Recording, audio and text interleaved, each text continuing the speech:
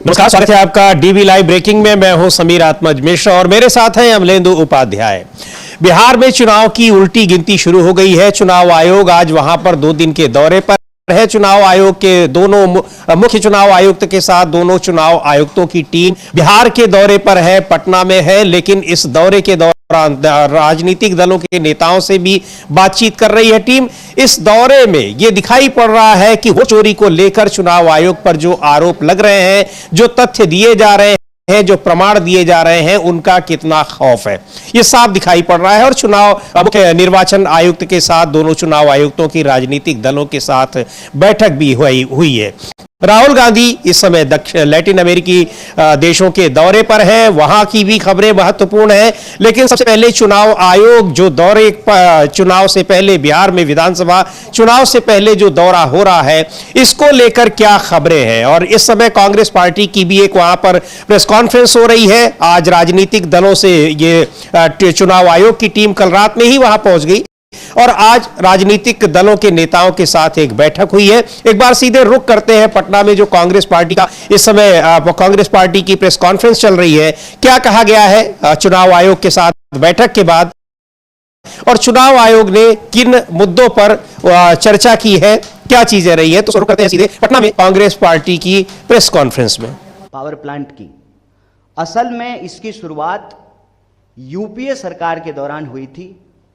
भूमि अधिग्रहण शुरू हुआ था और उस वक्त ये राज्य सरकार और केंद्र सरकार को मिलकर के यह प्रोजेक्ट बनाना था।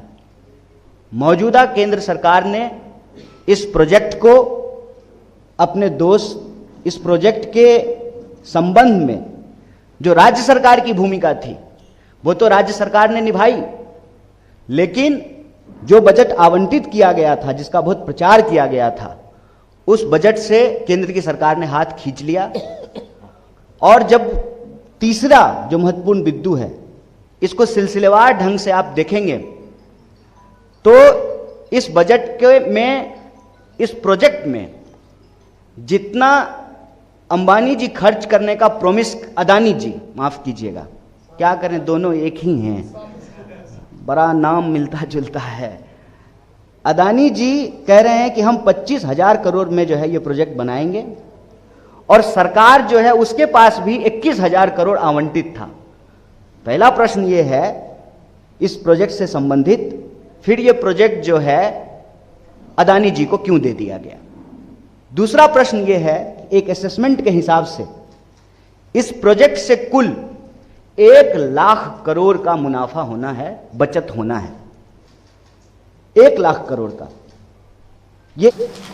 तो ये प्रेस कॉन्फ्रेंस में इसमें जिस तरीके से वहां जमीनें दी जा रही हैं अडानी को, उसको लेकर सवाल उठ रहे हैं और ये सब चीजें चुनाव में बड़ा मुद्दा बनने वाली है। लेकिन आज की जो महत्वपूर्ण ये बैठक हो रही है, 2 दिनों की चुनाव आयोग का दौरा है और चुनाव की घोषणा से पहले ये दौरे होते हैं आमतौर पर, और उसी के तहत चुनाव आयोग बिहार में दौरे पर है। लेकिन जिस तरीके से SIR को लेकर हंगामा मचा हुआ है, चुनाव आयोग घिरा हुआ है, वोटर अधिकार यात्रा विपक्ष ने निकाली है, उन सब का खौफ और डर विपक्ष के जिस तरीके से तमाम सबूतों के साथ उसके ऊपर आरोप लग रहे हैं, वो चीजें साफ तौर पर दिखाई पड़ रही हैं। और इसको लेकर चुनाव आयोग ने जो कुछ वहां पर बातें की है, चर्चाएं की है, उनमें भी ये दिख रहा है कि किस तरह से वोट चोरी का मुद्दा चुनाव आयोग के सामने एक बड़े मुश्किल में उसको डालने वाला दिखाई पड़ रहा है। अमलेंदु जी, ये जिस तरह से वहां पर बैठक के दौरान चुनाव आयोग के दोनों मुख्य चुनाव आयुक्त ने कहा है कि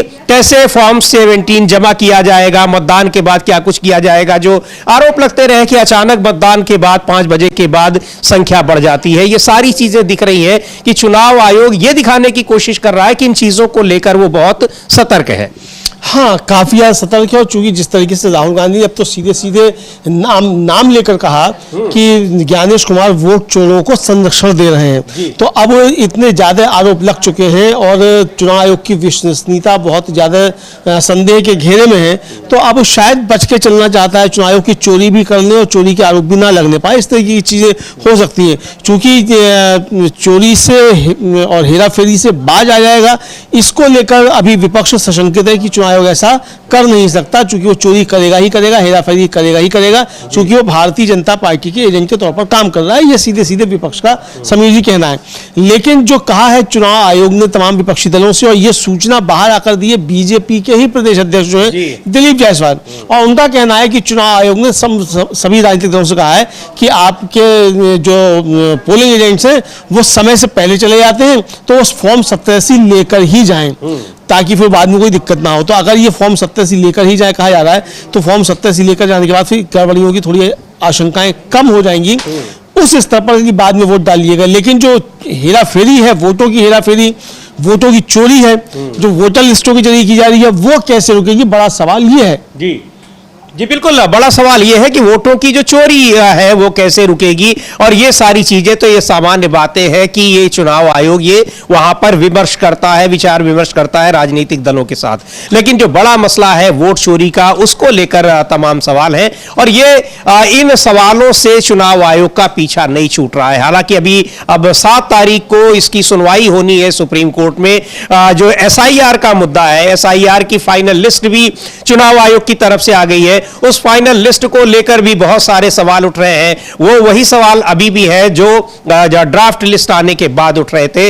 लेकिन अब सुप्रीम कोर्ट क्या कहता है उस फाइनल लिस्ट को लेकर, और क्या SIR को स्वीकार कर लेता है, क्योंकि सुप्रीम कोर्ट ने बहुत ही स्पष्ट तरीके से कहा था कि अगर एक भी स्तर पर गड़बड़ी मिलती है तो SIR को रद्द कर दिया जाएगा। तो यह भी अब देखना होगा कि इस SIR के जरिए, यानी इस मतदाता सूची के जरिए इस बार वोटिंग कराएगा चुनाव आयोग, या फिर पुरानी जो मतदाता सूची है उसके आधार पर वोटिंग कराएगा। लेकिन है बहुत महत्वपूर्ण ये जानना, और ये सारा कुछ तय होगा 7 तारीख को जो सुनवाई होगी, आखिरी दौर की सुनवाई है इस मुद्दे पर सुप्रीम कोर्ट में, उसमें तय होगा।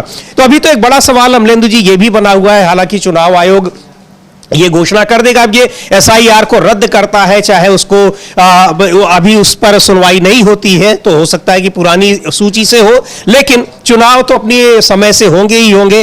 पर इस मुद्दे पर जिस तरीके से वो आगे बढ़ता गया है, उसके कोर्ट में ये मामला चलते रहने के बावजूद, ये एक बड़ा मुद्दा है। जब सुप्रीम कोर्ट में अगली सुनवाई होगी 7 तारीख को, तो चुनाव आयोग के लिए ये खास तौर पर अवहेलना का मुद्दा है, अवमानना का मुद्दा है। बिल्कुल समीर जी, और चुनाव आयोग लगातार सुप्रीम कोर्ट की अवमानना कर रहा है, सुप्रीम कोर्ट के आदेशों की अवहेलना कर रहा है, और हलफनामा देकर धमकी भी दे रहा है सुप्रीम कोर्ट को कि आप इस मामले में हस्तक्षेप ना करें, ये तो हमारा काम है, इसको हम करेंगे ही करेंगे। इस तरीके से हलफनामा दिया जा रहा है। सुप्रीम कोर्ट को भी चुनाव आयोग को ठीक करना चाहिए, इसको दंड देना चाहिए, और जिस तरीके से हलफनामा दिया है। लेकिन अब जो बिहार के SIR में बड़े पैमाने पर खेल किया गया है समीर जी, ये मसला निश्चित तौर पर सुप्रीम कोर्ट पहुंचेगा, सुप्रीम कोर्ट में इस पर सुनवाई भी होगी, और यहाँ बुरी तरीके से चुनाव आयोग घिर सकता है। क्योंकि जो अब धीरे धीरे रिपोर्ट्स आ रही हैं, वो आ रही हैं कि चुनाव आयोग ने काफी ज्यादा गड़बड़ियां की हैं। कई लाख वोट जो है वो बिना फॉर्म 6 भरे हुए ही बना दिए गए हैं। जो फॉर्म 6 भरे गए हैं वो किन के भरे गए हैं ये नहीं बताया गया है। 65 लाख नाम जो काटे गए थे उनमें से कितने वापस आ गए और कितने नहीं आए, और जो जिनके नाम काटे गए उनको कोई नोटिस दिया गया कि नहीं दिया गया, कितने विदेशी थे, ये सारी बातें चुनाव आयोग ने नहीं बताई हैं। तो चुनाव आयोग सवालों के घेरे में है, और चुनाव आयोग आज जब पहुंचा है बिहार में, तो एक रणनीति के तहत समीर जी पहुंचा है, ताकि 7 तारीख की जो सुनवाई है सुप्रीम कोर्ट में, उससे पहले ही चुनाव की घोषणा कर दी जाए, ताकि सुप्रीम कोर्ट में जाके कहा जाए कि साहब अब तो हम चुनाव की घोषणा कर चुके हैं, अब आप इसमें हस्तक्षेप मत कीजिए। लेकिन चूंकि मामला पहले से सुप्रीम कोर्ट में सब जुडिस है, तो इसलिए ये चाल भी कामयाब नहीं होगी। कोई नई याचिका थोड़ी, नई याचिका नहीं है, चूंकि आप पहले से सुप्रीम कोर्ट में मामला है और आप घोषणा कर नहीं सकते। दूसरी बात यह कि जैसे कि कहा गया कि साहब किसी का नाम छूट गया है तो वो अपनी अपील कर सकता है, आयोग के जाके फिर प्रथम अपील कर सकता है, और राज्य निर्वाचन आयोग तो अपील कर सकता है, ये कहा गया। सुप्रीम कोर्ट ने साफ आदेश दिया था कि इसकी कोई SIR की अंतिम तिथि नहीं है। जब SIR की अंतिम तिथि नहीं है तो SIR की अंतिम लिस्ट आ कैसे गई, पहली चीज। दूसरा, जब SIR जारी है तो फिर कोई अपील क्यों करेगा, फॉर्म 6 से ही उसका फॉर्म क्यों नहीं भरा जाएगा। ये बहुत सारे सवाल हैं। तो ये सुप्रीम कोर्ट के आदेशों की साफ तौर पर अवहेलना है, उल्लंघन है, और इस पर चुनाव आयोग को दंडित किया जा सकता है। जी बिल्कुल, चुनाव आयोग के लिए एक बड़ी मुश्किल है, लेकिन आज की जो बैठक हुई वहां राजनीतिक दलों के नेताओं के साथ उस पर बात की है, को बताया है जो बीजेपी के प्रदेश अध्यक्ष हैं दिलीप जायसवाल। सुनते हैं एक बार क्या कह रहे हैं, और चुनाव आयोग जो मुख्य चुनाव आयुक्त और दोनों चुनाव आयोग हैं उन्होंने किन मुद्दों पर बात की है वो भी वो बता रहे हैं। तो ये दिलीप जायसवाल बीजेपी के अध्यक्ष हैं और वो इसके बारे में ब्रीफ कर रहे हैं, सुनवाएंगे आपको। लेकिन ये एक बड़ा मुद्दा है कि एसआईआर को जारी रखेगा सुप्रीम कोर्ट, मानेगा या नहीं मानेगा, और क्या इसी एसआईआर पर चुनाव होंगे, बहुत सारे सवाल हैं। खैर, सुन लेते हैं पहले दिलीप जायसवाल क्या कह रहे हैं। चुनाव आयुक्तों के साथ बैठक जो हुई है राजनीतिक दलों की, वोट डालने का अधिकार मिल सके, तो इस तरह करके चुनाव आयोग ने भी अनुरोध किया है पॉलिटिकल पार्टी से कि चुनाव आयोग ने कहा है कि जब मतदान समाप्त हो शाम में तो फॉर्म 17C आपका पोलिंग एजेंट जरूर ले ले, क्योंकि पोलिंग एजेंट जब प्रिजाइडिंग अफसर से फॉर्म 17C ले लेता है तो किसी तरह का संशय की स्थिति ईवीएम पर नहीं होता है। लेकिन ऐसा देखा जाता है कि कुछ पॉलिटिकल पार्टी के पोलिंग एजेंट पहले ही चले जाते हैं और बाद में फिर आरोप प्रत्यारोप का दौर शुरू होता है। इसलिए चुनाव आयोग ने स्पष्ट तौर पे सभी राजनीतिक दल से अनुरोध किया है कि आप फॉर्म 17C जरूर ले लें प्रिजाइडिंग अफसर से साइन करवा करके, जिससे कि किसी तरह का बाद में आरोप प्रत्यारोप या ईवीएम पर संशय की स्थिति नहीं हो। तारीख को लेकर के पूछा गया कि आप क्या चाहते हैं, कब चुनाव हो। हम लोगों ने कहा है कि आप चुनाव के घोषणा के 28 दिन के बाद ही चुनाव करा सकते हैं, तो 28 दिन जिस दिन पूरा हो उसके बाद तुरंत चुनाव कराया जाए, चुनाव कराने में देर नहीं किया जाए, जितना जल्द हो। नियम के तहत जैसे आपका समय पूरा होता है 3 या 4 नवंबर को, तो 3 या 4 नवंबर के बाद तुरंत चुनाव का जो है चुनाव कराने का डेट घोषित किया जाए। तो ये बता रहे हैं कि इस बैठक के बाद, मुलाकात के बाद क्या हुआ। जो चुनाव आयोग के प्रतिनिधियों के साथ राजनीतिक दलों की मुलाकात हुई, 12 राजनीतिक दलों को इनवाइट किया था चुनाव आयोग ने, और उनमें से कुछ को नहीं भी इनवाइट किया गया, जिनके कोई प्रतिनिधि नहीं है, यानी जिनके विधायक और सांसद नहीं है उनको बुलाया गया, जिनके विधायक सांसद हैं उनको नहीं बुलाया गया। इस पर भी बात करेंगे, लेकिन महत्वपूर्ण सवाल है अमलेंदु जी कि चुनाव आयोग की जब बैठक हो रही है राजनीतिक दलों के साथ, और उसके बाद उसके बारे में जो जानकारी दे रहे हैं, एक तरह से कहा जाए ब्रीफ कर रहे हैं, वो बीजेपी के प्रदेश अध्यक्ष कर रहे हैं। बिल्कुल समीर जी, इसका मतलब साफ साफ बताया जा रहा है कि चुनाव आयोग की असली प्रवक्ता भारतीय जनता पार्टी है और चुनाव आयोग भारतीय जनता पार्टी का अनुषंगिक संगठन है। जो बात दिलीप जायसवाल मीडिया के बीच में आकर कह रहे हैं, चुनाव आयोग के अधिकारियों ने और मुख्य चुनाव आयुक्त ज्ञानेश कुमार ने ये बातें मीडिया के सामने क्यों नहीं रखी, जिस बात को आकर यहाँ बता रहे हैं दिलीप जायसवाल, तो ये साफ तौर पर समझा जा सकता है कि चुनाव आयोग भारतीय जनता पार्टी के इशारे पर ही काम कर रहा है। कोई बड़ा खेल जो है करने की तैयारी हो रही है, जिसकी सूचना बाहर आकर दिलीप जायसवाल दे रहे हैं, जो कि बीजेपी के प्रदेश अध्यक्ष हैं।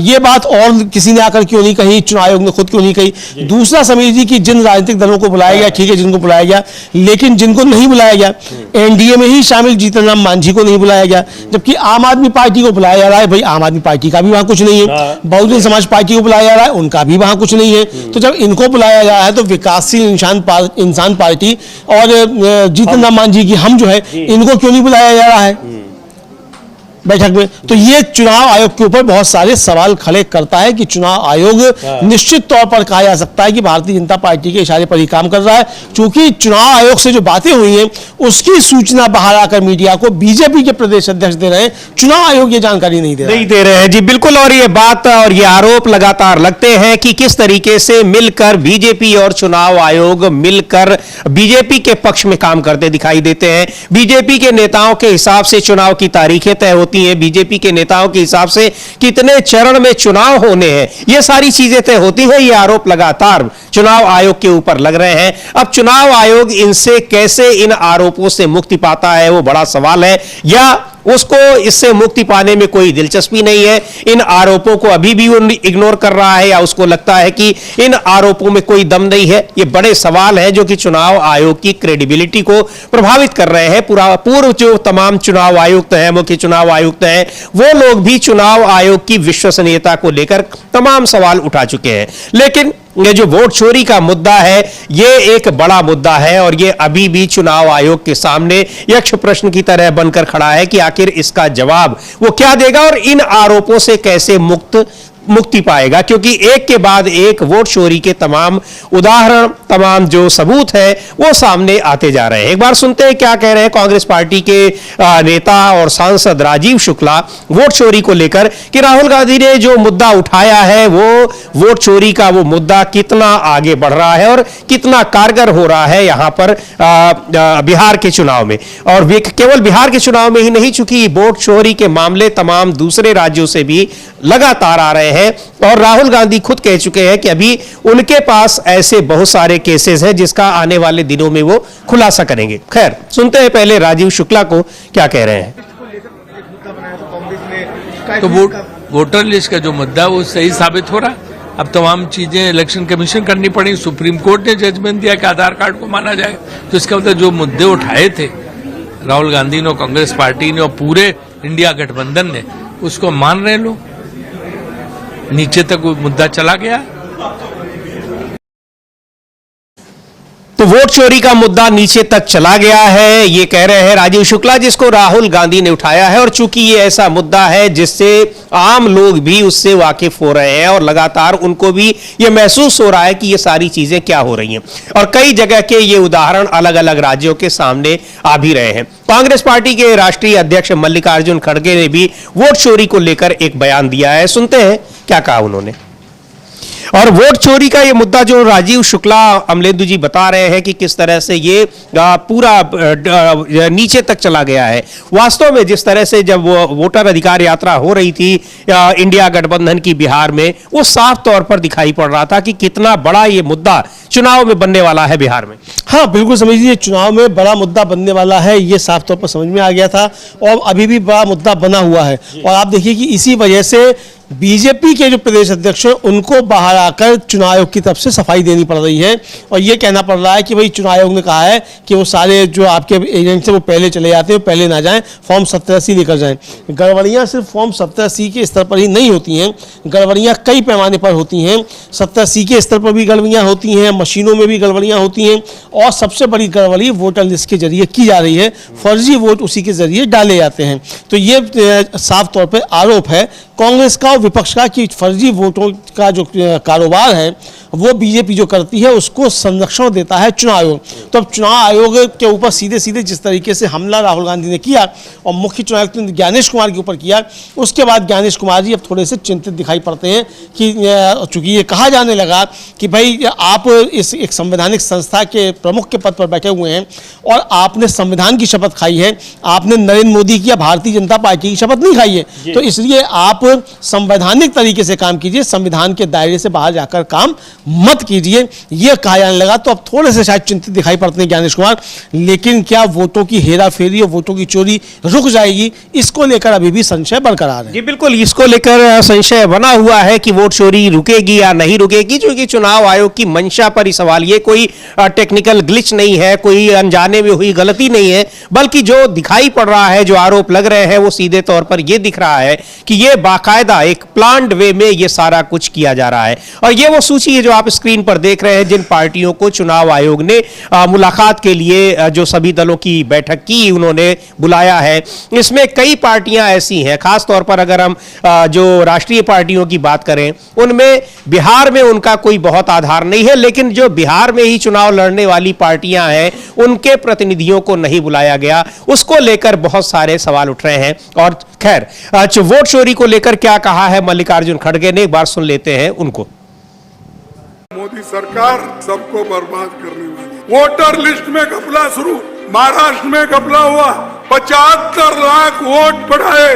बिहार में चुनाव लड़ रहा है, वहां 2 करोड़ वोट काट रहे हैं। अगर काट के तुम लोग इलेक्शन करना चाहते हैं, एक वक्त ऐसा आएगा तुम पछताओगे। जो काम आज गलत कर रहे हो उसका पछताना होगा आपको।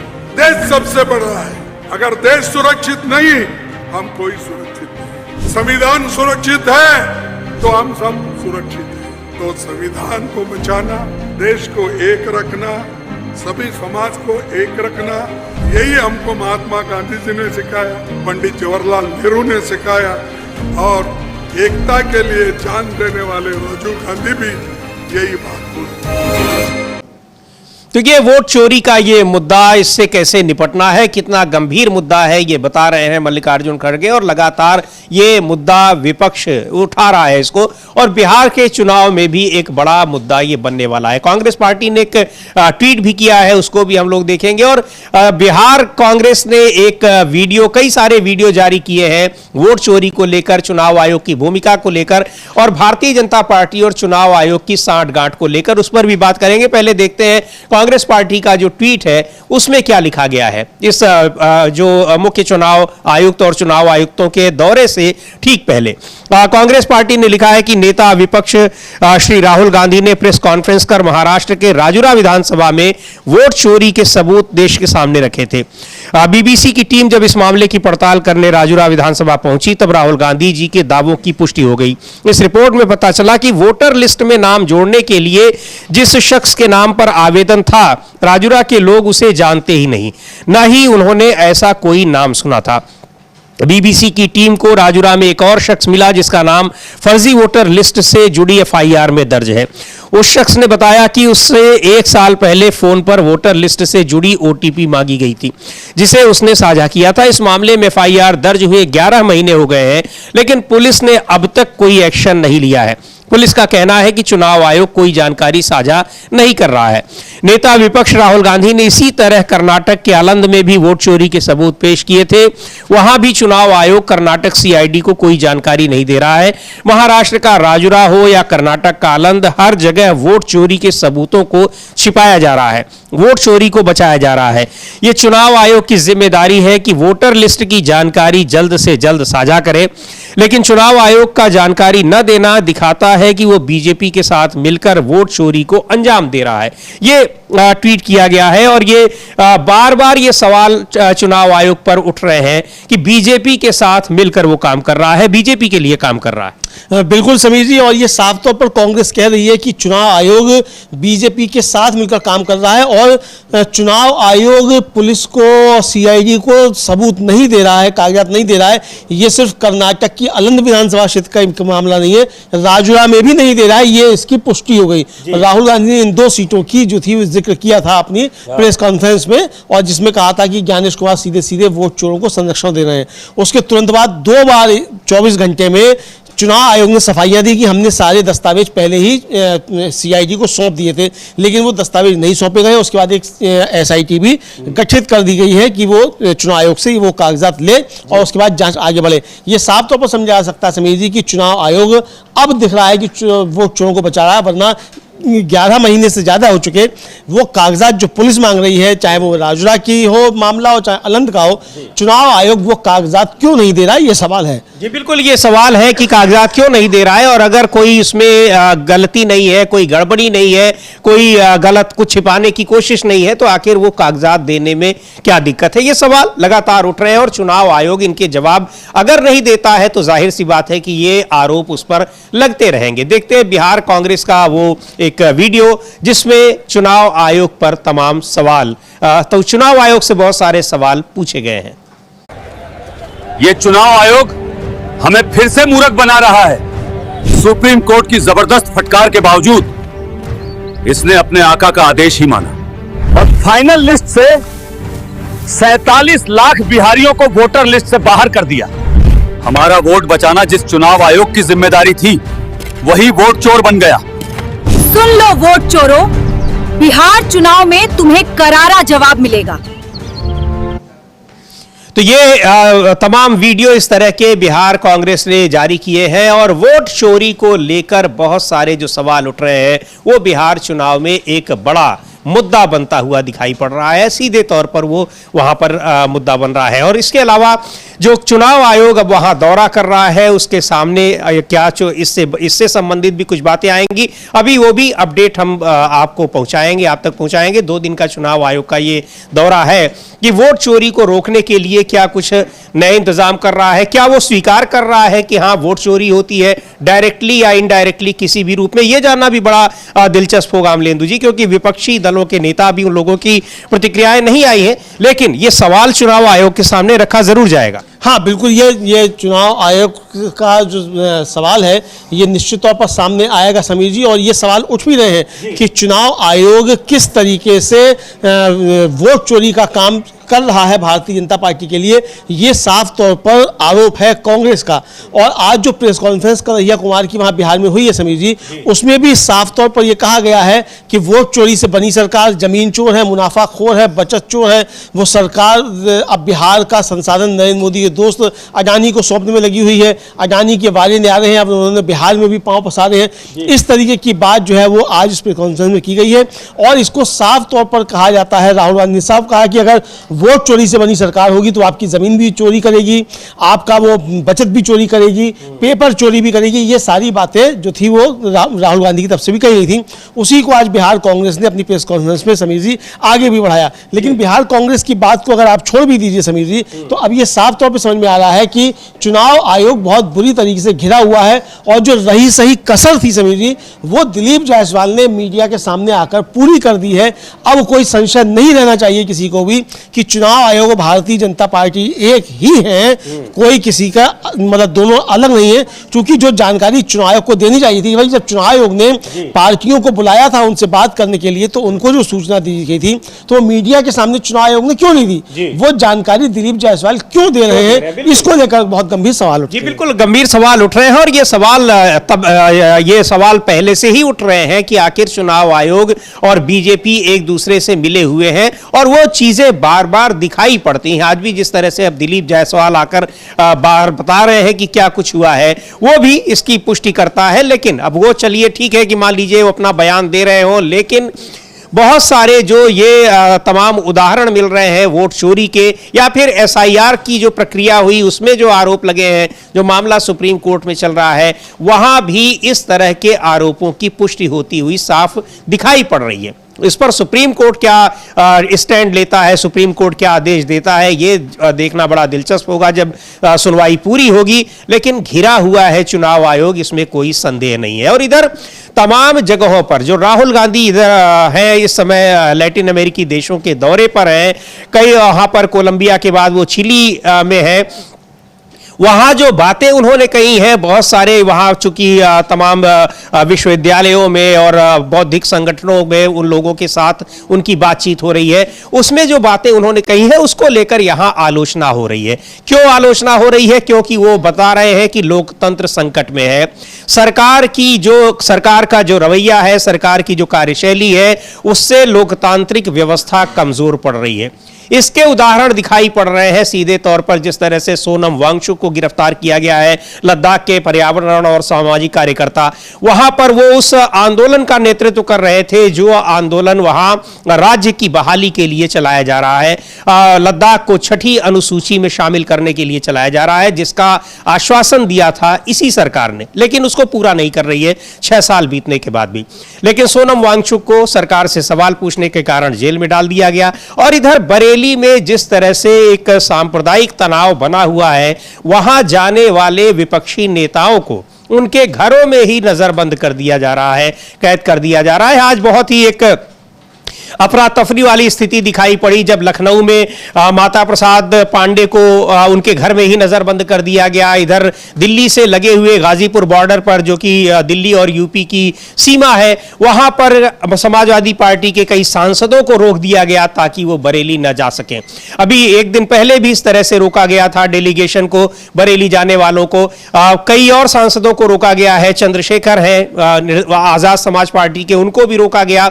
तो ये सवाल उठ रहे हैं कि आखिर बरेली में विपक्षी नेताओं को जाने से रोका क्यों जा रहा है और ये वहां पर क्या जो शासन का प्रशासन का ये कहना है कि बाहरी नेताओं को बैन किया गया है। लेकिन सवाल यह है कि बाहरी नेता क्यों नहीं जा सकते? वो कहीं दूसरे देश के नेता तो है नहीं, उसी राज्य के नेता हैं, पड़ोसी जिलों के नेता हैं, वहां की राजनीतिक पार्टी के नेता हैं, उनको क्यों रोका जा रहा है? बिल्कुल समीर जी, सही बात है कि अगर सरकार फेल हो रही है, अगर प्रशासन फेल हो रहा है, तो फिर विपक्ष तो जाएगा, वो उसको जिम्मेदारी है।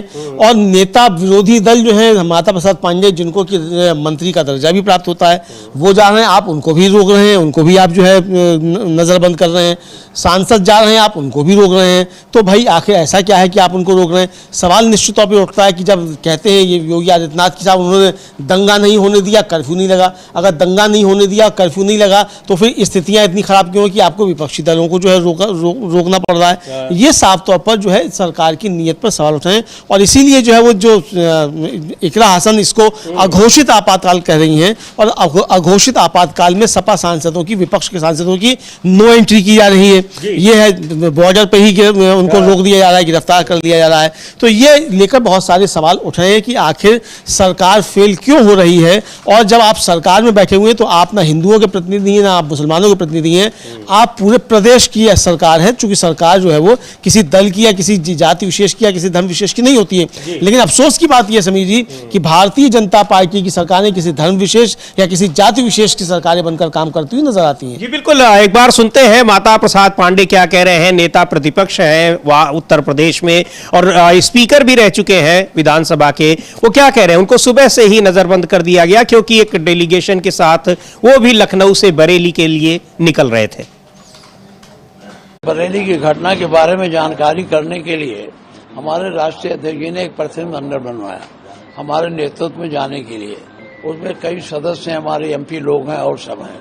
गेट पे रोका गया है, क्या अब आपके सामने है, देख लो, रोका जा रहा है। इन्होंने शुरू से कहा रोकने का। भाई ये बात है कि वहाँ कोई सांप्रदायिक दंगा तो है नहीं, जिससे 144 इन्होंने लगाई हो, 163 लगाई है।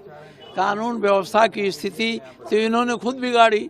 कोई शांतपूर्ण ढंग से ज्ञापन देने जा रहा था, उस पर लाठीचार्ज करना, उसे पीटना, उसे पकड़ना, तो एक पक्षीय है ना। अगर कोई दो समुदाय लड़े होते तो मैं मान लेता कि बड़ी गंभीर घटना हो गई। तो क्या लग रहा है वहाँ क्या घटना? भी आप कुछ और भी बता रहे थे घटना के बारे में, वहाँ जानकारी दे रहे थे। अब जानकारी तो दे रहे थे कि वहाँ हमें जो सूचना हमारे और लोगों ने दी है, पुलिस के लोगों ने दी है, पुलिस के लोगों से भी कुछ पूछा, लेकिन वो तो साफ बताए नहीं। वहाँ लोगों ने बताया साहब घटना हो गई, उसके बाद बड़े पैमाने पर ज्यादती हो रही है, लोगों को पकड़ पकड़ के मुकदमा 1 पर लिखा जाता है, गिरफ्तारी 4 की होती है, और सबको उठा उठा के जेल में पीट के डाला जा रहा है। किसी के घर गिराने की तैयारी है। तो वहाँ एक समुदाय बहुत सहमा हुआ है, डरा हुआ है, भयभीत है। और वो किससे भयभीत है? प्रशासन से भयभीत है, पुलिस से भयभीत है, दूसरे समुदाय से उसका कोई झगड़ा नहीं है। अभी आपको जाने नहीं दिया जा रहा है क्या? पुलिस आपको क्या लग रहा है इतने लोग खड़े हैं? क्या ये पुलिस मतलब रोक रही है या? हाँ, आप पूछो रोक रहे हैं कि नहीं। देखो ये बड़े अफसर हैं यहाँ। और भी लोगों को रोका गया कि जो डेलीगेशन में थे? हमको लगता है अभी हम बात किए नहीं, रोका गया होगा जब हमने अपने पार्टी अध्यक्ष से पूछा। तो इनको रोका जा रहा है किस तरीके से वहां पर। और सुबह से ही माता प्रसाद पांडे के घर पर पुलिस लगी हुई थी, उसके विजुअल्स भी हम आपको दिखाएंगे। लेकिन ये सवाल उठ रहा है कि आखिर वहां पर क्यों रोका जा रहा है? वहां की स्थिति का जायजा लेने के लिए ही तो जा रहे हैं लोग। और इसको इतना जो हाइप दिया गया है अमलेंदु जी की, कल वहां पर जुमे की नमाज होनी थी और उसमें 10,000 पुलिस पर्सनल लगाए गए थे, चाक चौबंद पूरी व्यवस्था है। ऐसा लग रहा है जैसे वहां पर ना जाने क्या होने वाला है। इस तरह की खबरें पिछले 2-3 दिनों से लगातार चल रही थी और यही कहा जा रहा है, जो विपक्ष का आरोप है कि आखिर वहां क्या हो रहा है, क्यों इतनी सख्ती बरती जा रही है, यही जानने के लिए लोग जा रहे हैं। और एक समुदाय वहां पर बुरी तरीके से डरा हुआ है, यह कह रहे हैं माता प्रसाद पांडे और समाजवादी पार्टी के तमाम नेता। इसीलिए वहां की वस्तुस्थिति स्थिति को जानने के लिए विपक्षी पार्टी अपने प्रतिनिधियों को भेज रही है, लेकिन उनको जाने ही नहीं दिया जा रहा है वहां। हाँ बिल्कुल, उनको जाने नहीं दिया जा रहा है। और इसके समर्थन में सपा के समर्थन में समीर जी दूसरे जो इंडिया गठबंधन के दल हैं उनकी भी प्रतिक्रियाएं आने लगी हैं। कांग्रेस के प्रवक्ता हैं अतुल पाटिल जो महाराष्ट्र से आते हैं, और प्रियंका चतुर्वेदी जो शिवसेना यूबीटी की सांसद है, उनकी भी प्रतिक्रियाएं इस पर आई हैं, वो भी हम लोग सुनेंगे। लेकिन इकरा हसन जो सांसद हैं कैराना की, वो साफ तौर पर कह रही हैं कि ये अघोषित आपातकाल है और हमारी समझ में नहीं आ रहा कि इस अघोषित आपातकाल में हमको जाने से क्यों रोका जा रहा है। जैसा कि माता प्रसाद पांडे भी कह रहे हैं कि भाई कोई सांप्रदायिक दंगा तो है नहीं, और कानून व्यवस्था प्रशासन ने खुद बिगाड़ी है, ये साफ तौर पर देखने में आ रहा है, तो फिर हमको जाने से क्यों रोका जा रहा है, ये साफ तौर पर समझा सकता है। इकरा हसन को भी हम लोग सुन सकते हैं। जी बिल्कुल, सुनते हैं इकरा हसन क्या कह रही हैं। और उनके नेतृत्व में कई सांसदों का प्रतिनिधिमंडल दिल्ली से बरेली की ओर जा रहा था, उसको गाजीपुर बॉर्डर पर ही, यानी दिल्ली और यूपी की सीमा पर ही रोक लिया गया। सुनते हैं इकरा हसन को।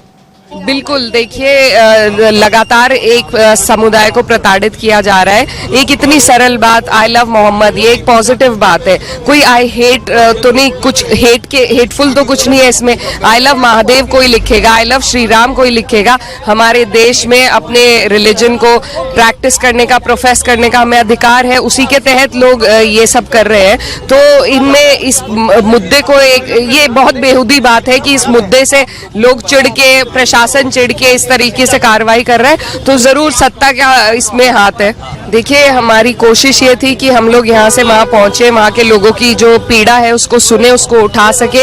यही आवाज उठाने का ही हर जनप्रतिनिधि का दायित्व होता है, और वहाँ जाके हम उनकी मदद कर सके। लेकिन यहाँ पर सभी ने रोक दिया गया है। पहले भी संभल जब जा रहे थे इसी तरीके से रोका गया था, लेकिन उसके बावजूद भी बाद में समाजवादी पार्टी का डेलीगेशन गया था और हर तरह की संभव मदद करी गई थी।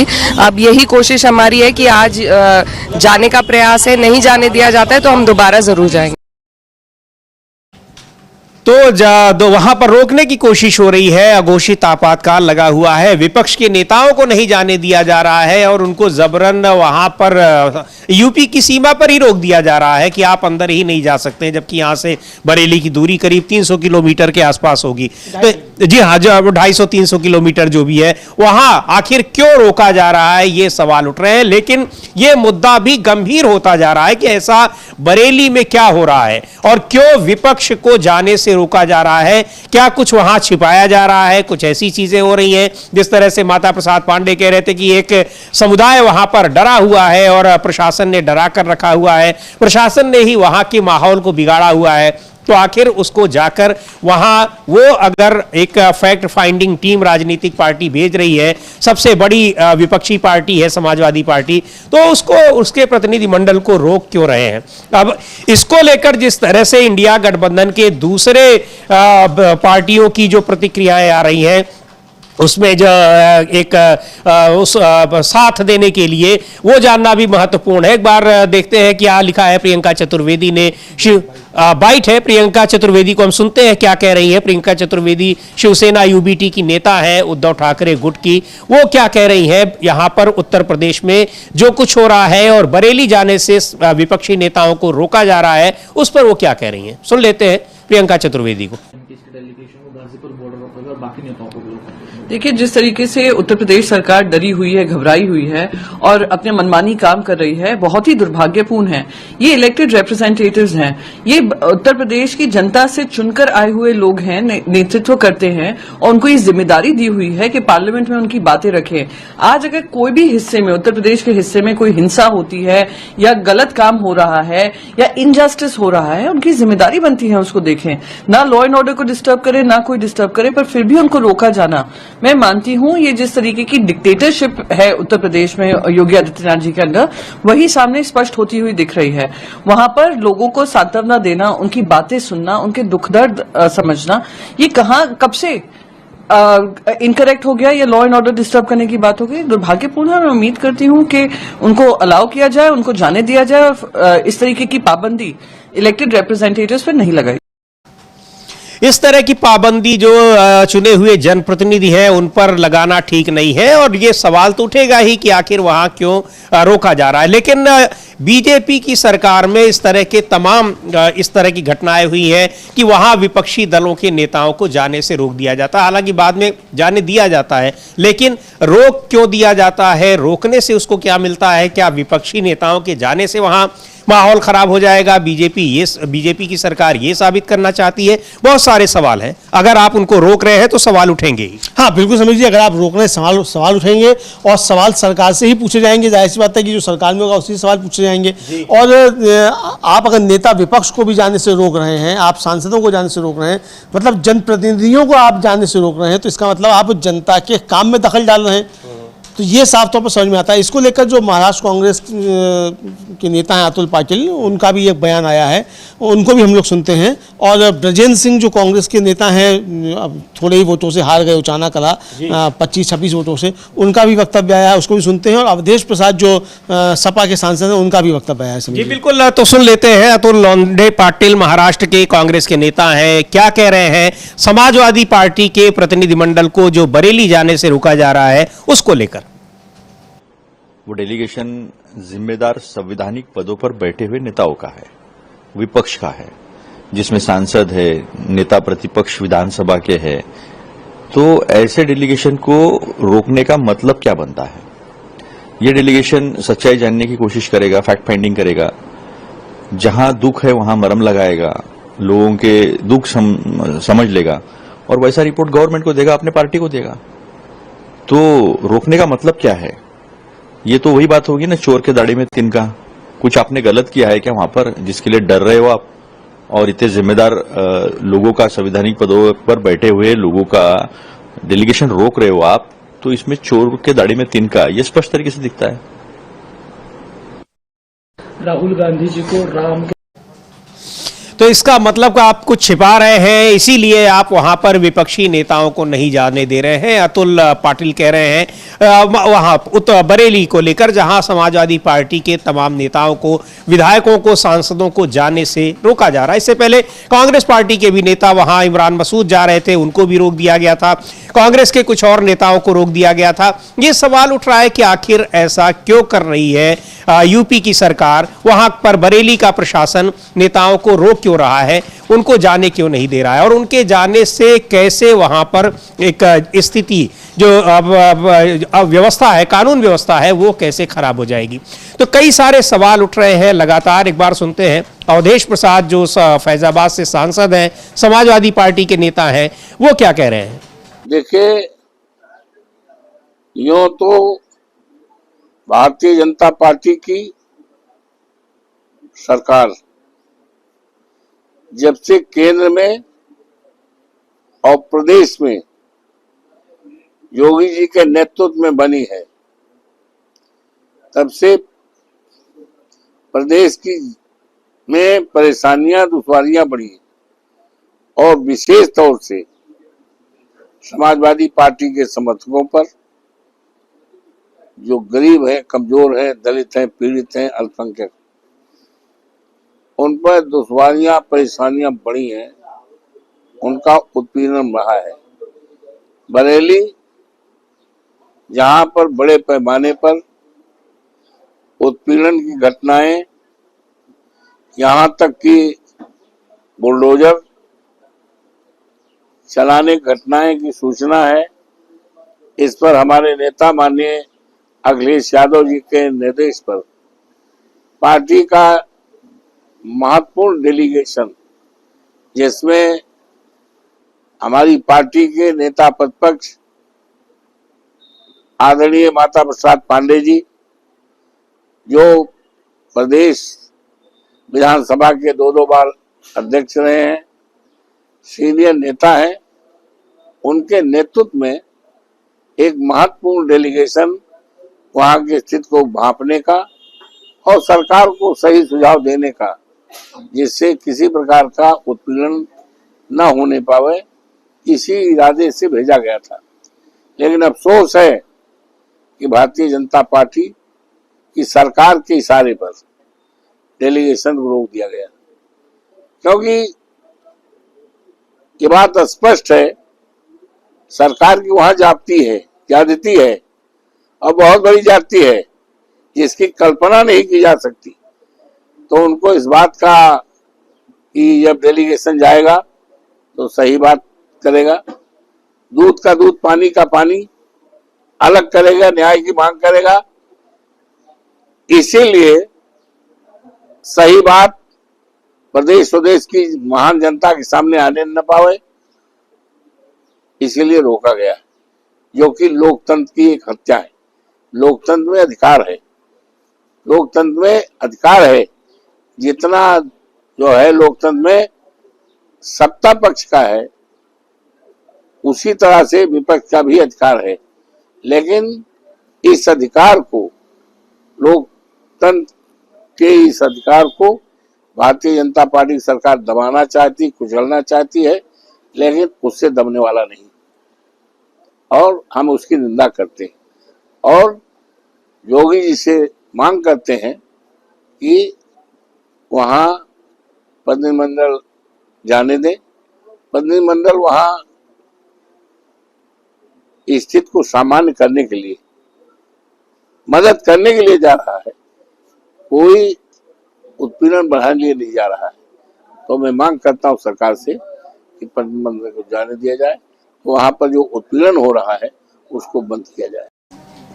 तो वहां इसको क्यों रोका जा रहा है? लोकतंत्र की हत्या सीधे तौर पर ये बता रहे हैं अवधेश प्रसाद, समाजवादी पार्टी के सांसद हैं।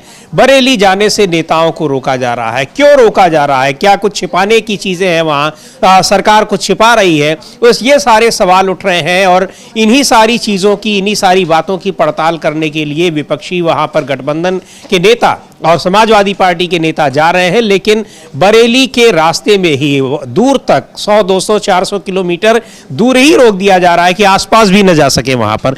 पता नहीं ऐसा क्यों हो रहा है। हाँ, 250 किलोमीटर इधर पश्चिम में रोक दिया जा रहा है इकरा हसन और हरिंदर मलिक वगैरह को, और उधर 250 किलोमीटर पूरब में रोक दिया जा रहा है माता प्रसाद पांडे को लखनऊ में। बरेली बिल्कुल लखनऊ और दिल्ली के बीचों बीच में है, तो वहाँ उनको रोक दिया जा रहा है। तो इतना घबराए हुए आखिर क्यों है समीर जी? ये सवाल तो उठता है, और यही सवाल पूछा जा रहा है। विपक्ष लगातार यही सवाल पूछ रहा है कि भाई विपक्ष के लोग जा रहे हैं तो वहाँ चलिए प्रशासन से भी बात करेंगे। ऐसा थोड़ी है कि प्रशासन से बातचीत नहीं करेंगे।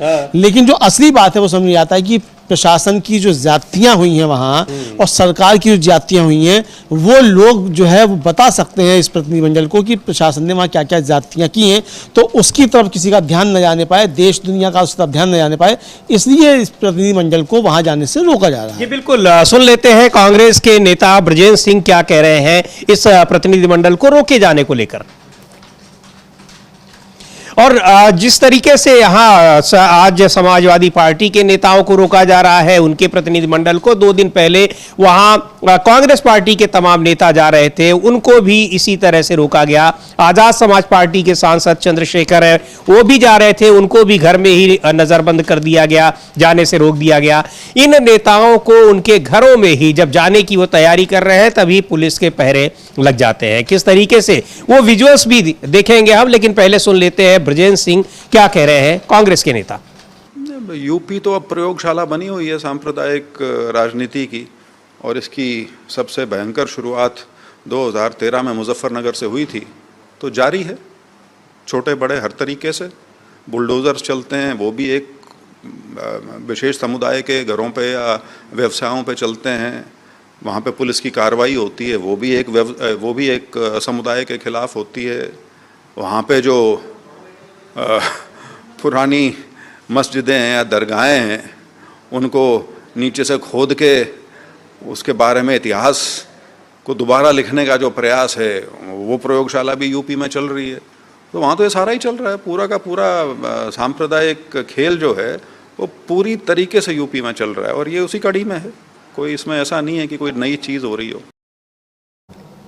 तो सीधे तौर पर यह आरोप लगा रहे हैं कि सांप्रदायिक सौहार्द को बिगाड़ने का काम सरकार ही कर रही है, प्रशासन ने ही किया है, और अब वहां पर विपक्षी नेताओं को जाने से भी रोका जा रहा है ताकि जो फैक्ट फाइंडिंग टीम है वहां वास्तविकता भी न जानने पाए, वहां क्या माहौल है इसकी भी जानकारी न मिलने पाए। हाँ बिल्कुल बिल्कुल समीर जी, इसकी जानकारी ना मिलनी चाहिए, ये साफ तौर पर इसके लिए और इसीलिए रोका जा रहा है कि वहाँ असली चीज़ें जो है, मतलब जो हमने लोगों ने पहले भी कहा कि जो वहाँ ज्यादतियाँ हुई हैं वो ज्यादतियाँ जो हैं वो जनता ना बता पाए विपक्ष के प्रतिनिधिमंडल को, इसलिए रोके जाने का प्रयास हो रहा है। यही विपक्ष लगातार आरोप लगा रहा है, तमाम दलों के सांसद और नेता जो हैं वो सरकार के ऊपर यही आरोप लगाते हुए नजर आ रहे हैं। जी बिल्कुल, ये आरोप लग रहे हैं। और इधर बात करते हैं राहुल गांधी की, जो लैटिन अमेरिकी देशों की यात्रा पर हैं।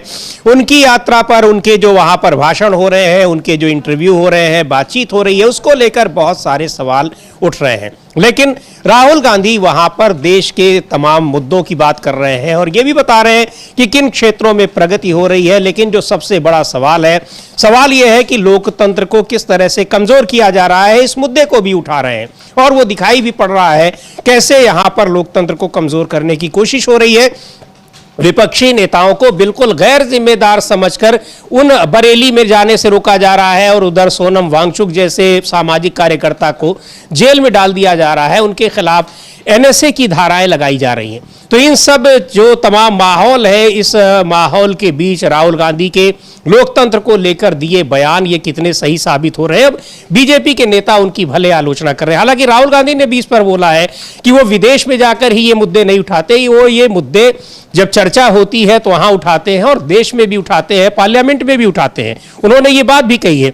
लेकिन राहुल गांधी के दौरे को लेकर केसी वेणुगोपाल ने भी बहुत कुछ कहा है, पर सीधे तौर पर यह दिखाई पड़ता है कि कैसे मुद्दों से भटकाने की कोशिश हो रही है और जो जरूरी मुद्दे हैं उन मुद्दों पर चर्चा ना हो पाए ये कोशिश की जा रही है। केसी वेणुगोपाल हैं कांग्रेस पार्टी के महासचिव। वो लिखते हैं कि भाजपा की आदत है कि वो अपनी नाकामियों के लिए कांग्रेस को दोषी ठहराती है, जिससे हमें अंतर्राष्ट्रीय स्तर पर शर्मिंदगी उठानी पड़ती है।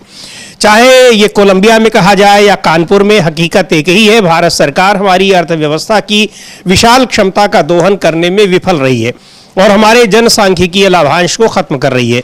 हमारी लोकतांत्रिक व्यवस्था का अपहरण एक ऐसा मामला है जिसने हमें दुनिया भर में बदनाम किया है और इसका श्रेय भाजपा को ही जाता है।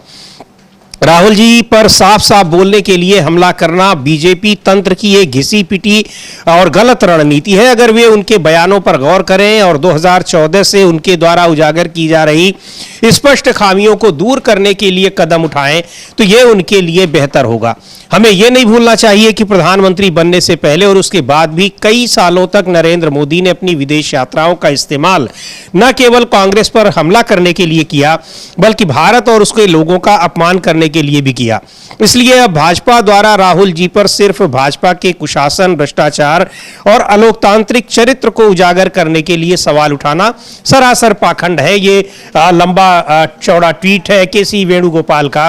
उन तमाम जो सवाल है उनका जवाब है जो बीजेपी के तमाम नेता राहुल गांधी की इस यात्रा में उनके वो जो बातें उन्होंने कही हैं उस पर जो उनके बयान आ रहे हैं। हाँ बिल्कुल समझिए, जो बयान आ रहे हैं, जो जिस तरीके से भारतीय जनता पार्टी हमलावर दिखाई पड़ रही है उस पर ये जो केसी वेणुगोपाल ने एक तरह से कहा जाए ये कांग्रेस की जो ऑफिशियल लाइन है उसको बता दिया है कि राहुल गांधी क्या कर रहे हैं, राहुल गांधी ने क्या कहा है और भारतीय जनता पार्टी इतनी ज़्यादा विचलित नज़र क्यों आ रही है, ये उन्होंने साफ तौर पर बताने का प्रयास किया है समीर जी। और इसको देखा जा सकता है कि भारतीय जनता पार्टी ने जिस तरीके से बावेला मचाया कि साहब वो गए हुए हैं राहुल गांधी विदेश में जाकर जो है वो अपमान करते हैं।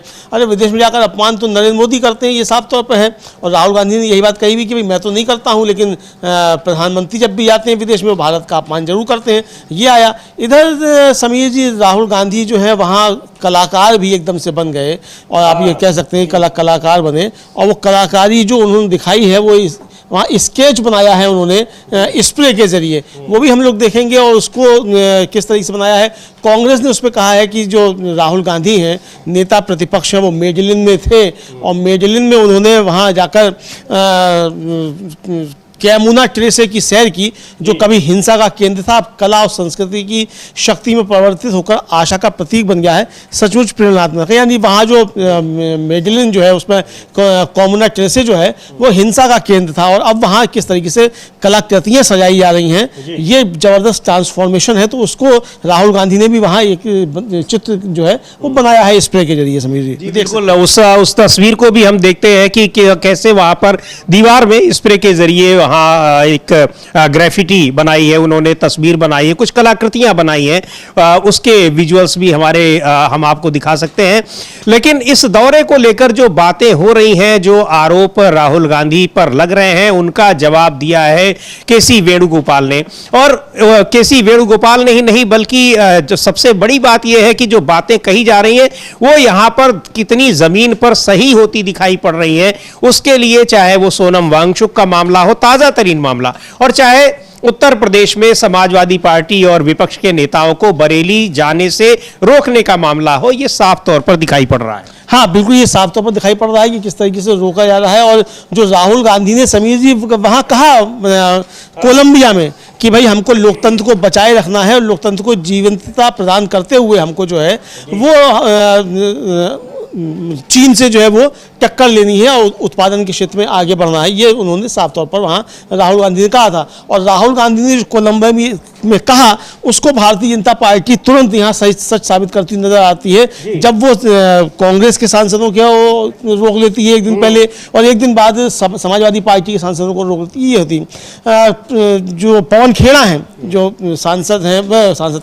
प्रवक्ता हैं कांग्रेस के, उन्होंने भी राहुल गांधी की इस यात्रा को लेकर, समीर जी, एक ट्वीट किया है और वो भी हम लोग दिखा सकते हैं कि राहुल गांधी ने कहा क्या था और अब किस तरीके से जो मॉर्गन स्टैनली है, जो एक संस्था है जो ट्रैक करती है आर्थिक चीज़ों को, उसने किस तरीके से जो है चिंता जताई है भारत के अर्थव्यवस्था को लेकर, चूंकि हमारे यहाँ उन्माद बढ़ रहा है धर्म को लेकर, इसको लेकर तो पवन खेड़ा का ट्वीट है। जी बिल्कुल, देखते हैं पवन खेड़ा का ये ट्वीट है और लिख रहे हैं कि कोलंबिया में श्री राहुल गांधी ने इस बात पर जोर दिया था कि भारत अपने बेरोजगार युवाओं की विशाल आबादी के लिए पर्याप्त रोजगार पैदा करने में विफल हो रहा है।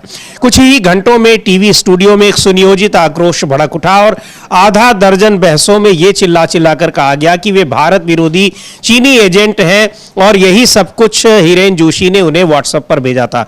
अब मॉर्गन स्टैनली ने भी यही चिंता जताई है, तो सोच रहे हैं कि हमें वह उन्मादी प्राइम टाइम धर्म युद्ध कब देखने को मिलेगा जिसमें एंकर मुंह से झाग निकाल रहे हो, उंगलियां हिला रहे हो और भारत विरोधी मॉर्गन स्टैनली की प्राइम टाइम जांच कर रहे हो। ये जो है Morgan Stanley credit rating agency है और बहुत सारी जो उसकी रिपोर्ट आई है, बड़ी क्रेडिबल रिपोर्ट मानी जाती है दुनिया भर में। उसने अर्थव्यवस्था को लेकर बहुत सारी सवाल उठाए हैं, उसी पर राहुल गांधी ने वहां बात की थी और जहां पर जिस तरह से विरोध हो रहा है। और सबसे बड़ी बात यह है कि हम लोग सोशल मीडिया पे देख रहे हैं कि किस तरह से कैसे लोग उस अर्थव्यवस्था से संबंधित बातों पर टिप्पणी कर रहे हैं। हाँ, मतलब मूर्खताओं की जो है बाढ़ आई हुई है और तमाम एंकरानियां जो अपनी मूर्खता प्रदर्शित करने से मिली। मतलब बीजेपी का सोशल मीडिया ट्रोल जो है वो 2 रुपए के लिए अपनी मूर्खता प्रदर्शित करे तो ठीक लगता है, लेकिन अगर चैनलों के संपादक स्तर के लोग और चैनलों के मालिक जो हैं वो भी अपनी मूर्खता जो है वो साबित करें सोशल मीडिया पर, तो बड़ा जो है आश्चर्य होता है कि भाई ये इतने मूर्ख लोग जो हैं ये कैसे चैनल चला रहे हैं और कैसे चैनलों में संपादक बने बैठे हैं और कैसे चैनलों में एंकरिंग कर रहे हैं। लेकिन हम देख रहे हैं कि तमाम एंकरानियाँ जो हैं वो अपनी मूर्खता सरेआम जो है वो प्रदर्शित कर रहे हैं। राहुल गांधी ने जो बातें कही उन बातों का जवाब पूरी भारतीय जनता पार्टी के पास नहीं है, नरेंद्र मोदी के पास तो खैर है ही नहीं। नरेंद्र मोदी का तो मानसिक स्तर सब लोग जानते हैं कितना मानसिक स्तर है उनका, लेकिन जो उनके थिंक टैंक समझे जाते हैं उनके पास भी उन सवालों के जवाब नहीं है समीर जी। तो ये साफ तौर पर देखा जा सकता है कि मूर्खताओं का प्रदर्शन जो है वो अब एक कहा जाए कि बहुत सम्मान की चीज समझी जाने लगी है इन एंकरानियों के द्वारा और बीजेपी के ट्रोल्स के द्वारा, ये अब समझ में आने लगा है। जी बिल्कुल, इसको लेकर की जो उन्होंने बातें कही उसको कैसे यहाँ पर इंटरप्रेट किया जा रहा है और ये बताने की कोशिश की जा रही है कि वो देश विरोधी बातें कर रहे हैं, लेकिन उन्होंने जो बातें कही हैं वो सामने है। क्या कह रहे हैं, लोकतांत्रिक व्यवस्था को लेकर क्या कह रहे हैं, सरकार की कार्यप्रणाली को लेकर क्या कह रहे हैं और किस तरीके से जो पुराना सिस्टम है, पुरानी चीजें हैं, अर्थव्यवस्था है वो कैसे कमजोर हो रही है, इन सब चीजों का जिक्र कर रहे हैं। उसको ये एक व्यवस्था की कमी है, ये सरकार की कमजोरी है, सरकार से उसकी देश की कोई बुराई नहीं होती है, वो चीजें जो सही होती हैं ऐसा नहीं होता है कि उनका जिक्र करके वो कोई देश विरोधी काम हो। लेकिन हाँ, ये सरकार की सोच कुछ इसी तरीके की दिखाई पड़ती है कि सरकार का विरोध देश विरोध हो गया,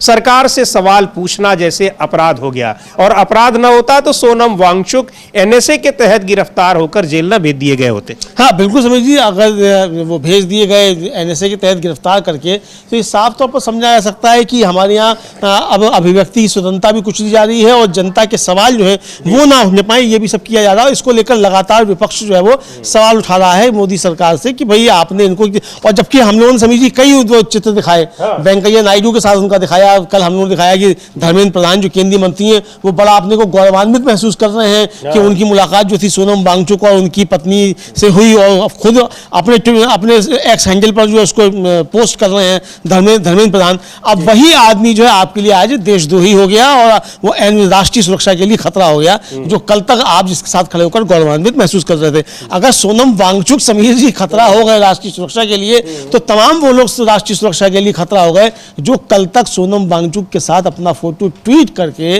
पोस्ट करके खुद को गौरवान्वित महसूस कर रहे थे, वो सब भी देश की सुरक्षा के लिए खतरा है। जी बिल्कुल, देश की सुरक्षा के लिए खतरा है, लेकिन ये एक बड़ा सवाल यही है कि आखिर सरकार से सवाल पूछना अपराध क्यों माना जाता है। खैर, इसका जवाब कब मिलेगा ये देखने वाली बात होगी, लेकिन सवाल तो रहेगा ही अगर ऐसा होता रहेगा।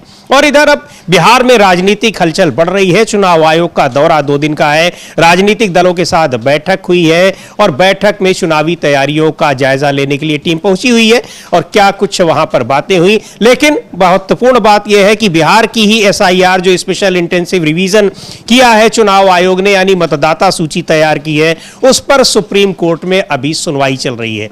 उसमें क्या होता है ये देखने वाली बात होगी। लेकिन क्या इससे पहले भी चुनाव आयोग चुनाव को लेकर कोई फैसला कर सकता है, विधानसभा चुनाव की तारीखों को लेकर?